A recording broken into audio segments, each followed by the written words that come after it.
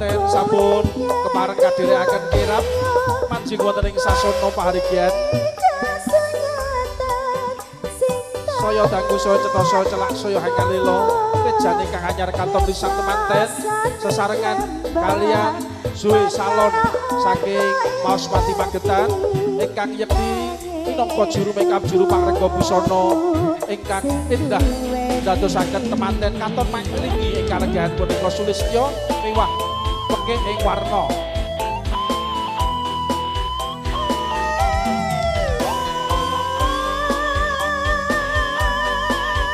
Sarangan para kadang ana wong rido hangiringi suhandirekaken temanten tumuju wonten ing sasana rinengga. Kembarane Mbak Lia iki jan kaya jambe siligar sing disikar sijine apik sijine bosok.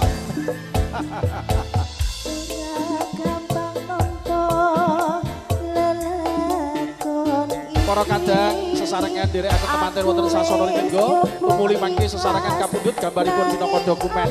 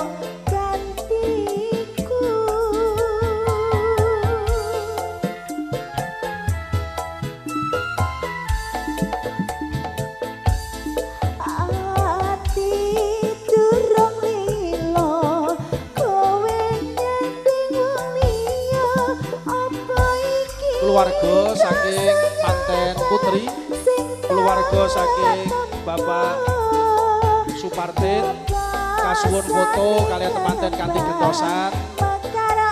Mungkin boten cekap dipun lajengaken sak paripurnanipun adicara.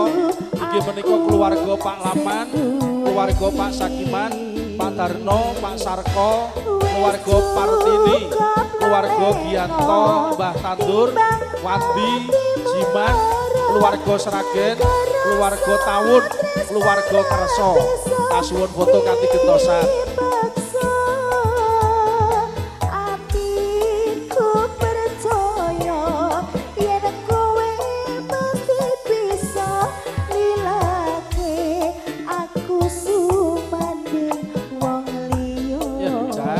Lagune nelongso tenan Mbak Lia. Aku sumanding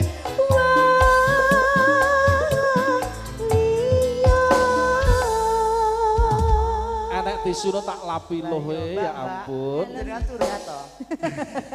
Lagune kok menyentuh tenan kok. Matur nuwun Mbak Lia. Sampai di dalam Dengan penuh penghayatan karena memang kenyataan. Lah iya lho sampai